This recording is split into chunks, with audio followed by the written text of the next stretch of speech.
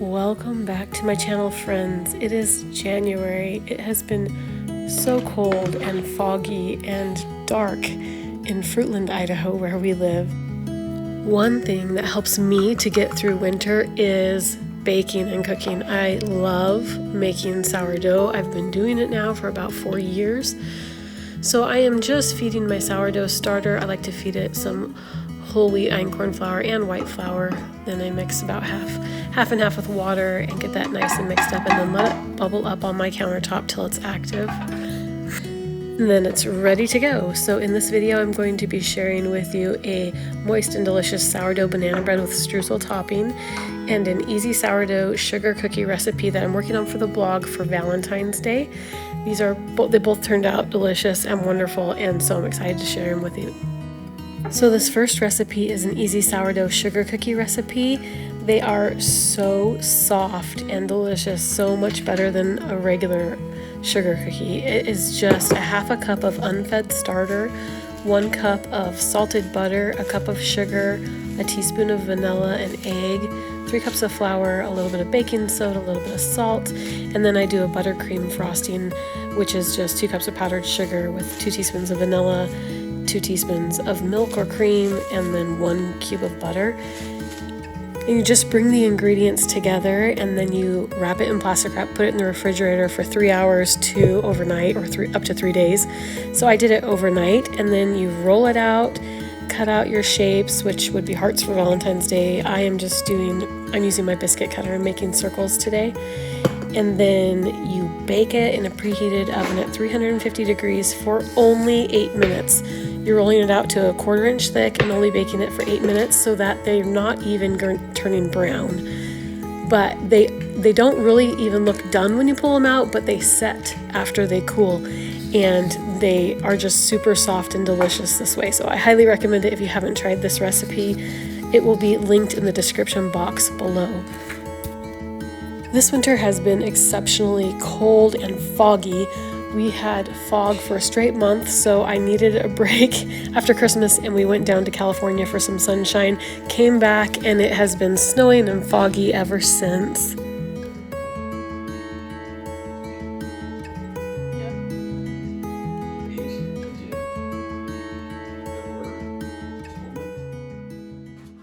Sometimes it's so foggy that you can't see in front of you to drive more than like 20 feet. And so you just can't see out your windows. You don't see anything, any neighbors or any fields. Sometimes you can see for like a half a mile and feel a little bit safer when you're driving. And it was just that foggy for a very long time. And then the other day, the sun broke through. It was foggy all around us, but right where we were, we could see the blue sky, we could see the sun, we could almost see like a fog rainbow, just like a white arch in the sky. Beautiful, but we couldn't see, you can't see off in the distance. You can just see where you're at and feel the warmth of the sun on your skin.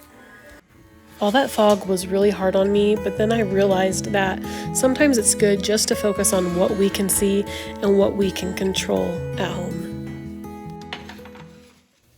So you can see that these cookies are cooked just till they're barely done. They're not even turning golden brown on the edges.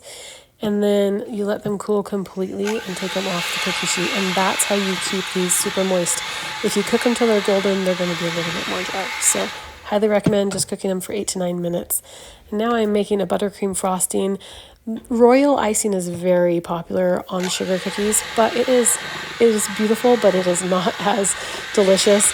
It is hard, and buttercream frosting is just so much more flavorful and enjoyable, if you ask me. So I always make buttercream frosting if there's something that we're going to eat and enjoy. If I'm going to give them away and I just want them to look pretty, then I'll go with the royal icing. But usually for eating, we all prefer the buttercream frosting. It's super easy to make with some softened butter, a little bit of powdered sugar, a little bit of vanilla, and a little bit of milk. And then you just spread that on. And buttercream frosting will actually kind of dry so that you can kind of stack them on top of each other without ruining the frosting if you let it set on the counter for an hour or 2. These are definitely fun cookies to give away for Valentine's Day. We like to make heart-shaped cookies, decorate them, and then bring them to our friends.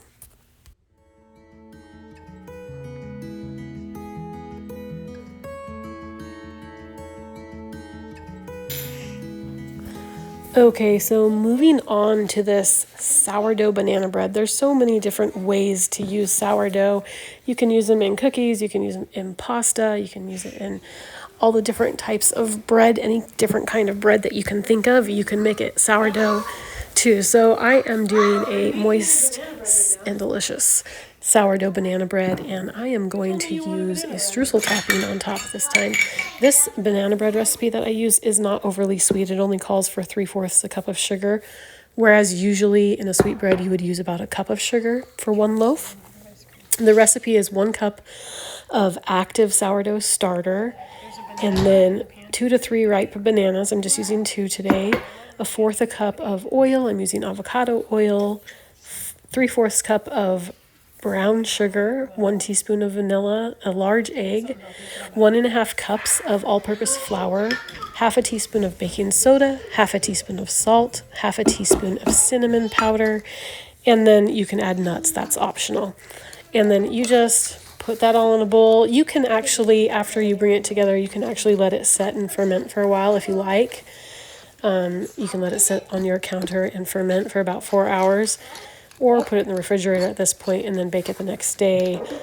But I'm just baking it the same day, so this sat on my counter for a couple of hours, and then I did top it with a streusel topping, and that is just 1 1/4 cups of flour, 1/2 cup of brown sugar, 1/2 cup of white sugar, 1/4 teaspoon of salt, 1/2 cup of softened butter, and 1/2 teaspoon of cinnamon. And you just use your pastry cutter or your wire whisk on your stand mixer to bring that together until it forms little crumbles, and then you put that on top of your cake. Or in this case, it would be on top of your banana bread, and bake it like that. And so you don't use a glaze or a frosting. Instead, you have the streusel topping, and it's delicious.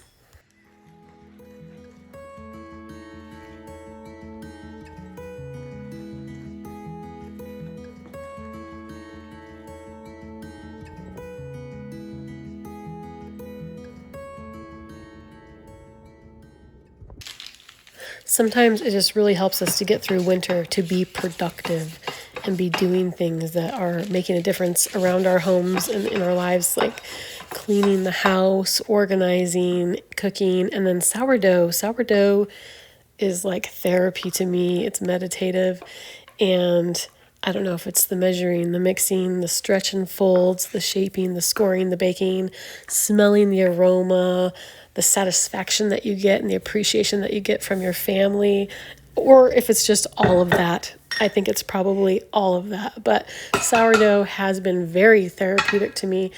I started it in 2020 when we were all running out of toilet paper, and I have never looked back. I actually don't even like the taste of store-bought breads anymore, because they just don't even hold a candle to homemade sourdough breads. I am just putting together the streusel topping right now. It's super easy, and I actually only used half of it on this recipe, so the rest of it I'm going to put in a jar and save to use on sourdough blueberry muffins or something else that I make. So it's just 1 1/4 cups of the flour, 1/2 cup of brown sugar, 1/2 cup of white sugar, 1/4 teaspoon of salt, 1/2 cup of softened butter, and 1/2 teaspoon of cinnamon. And I'm doing this the hard way. You don't have to use a pastry mixer to cut this into the flour. Sometimes it's just therapeutic to do it the old-fashioned way. I definitely feel that way when it comes to cooking and baking a lot, but it definitely would come together a lot faster if you used a whisk in a stand mixer.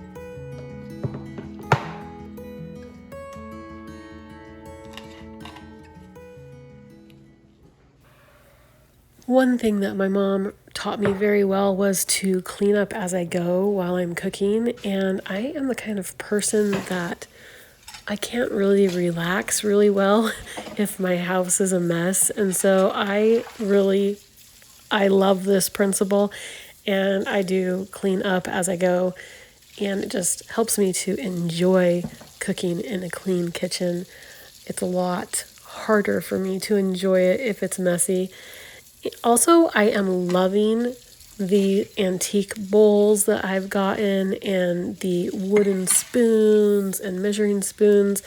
They are tools that we all need in our homes, but I have been sourcing ones that are beautiful from antique shops and online. And actually, it makes great for photography for the blog, but it's also makes it so much funner and more enjoyable to cook.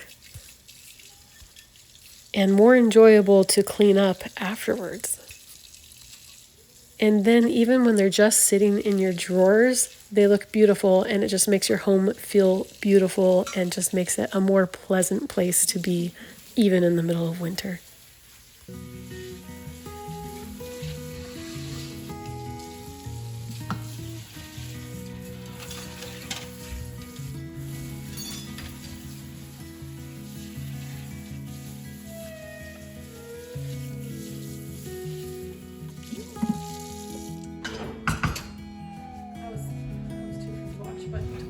A few years back, my son picked up a four-wheeler for little kids off Facebook Marketplace, and he fixed it up for his little brother for Christmas. And my son was like 1 and 2 years old riding this four-wheeler in first gear.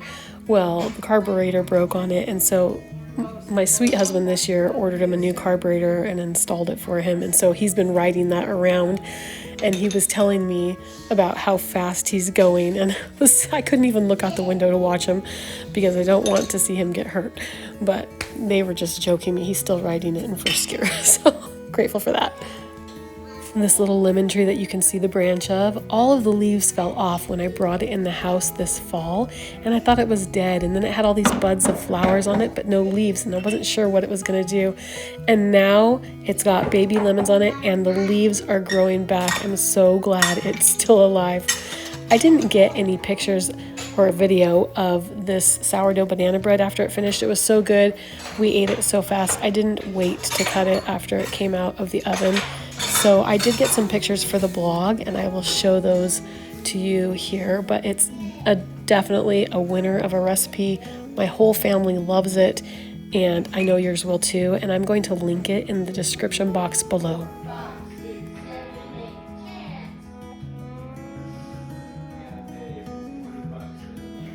As always, thank you so much for watching my video. If you haven't subscribed yet, please do. If you have any questions or comments, please leave them in the comments below, and all the recipes will be linked in the description box below. We'll see you next week.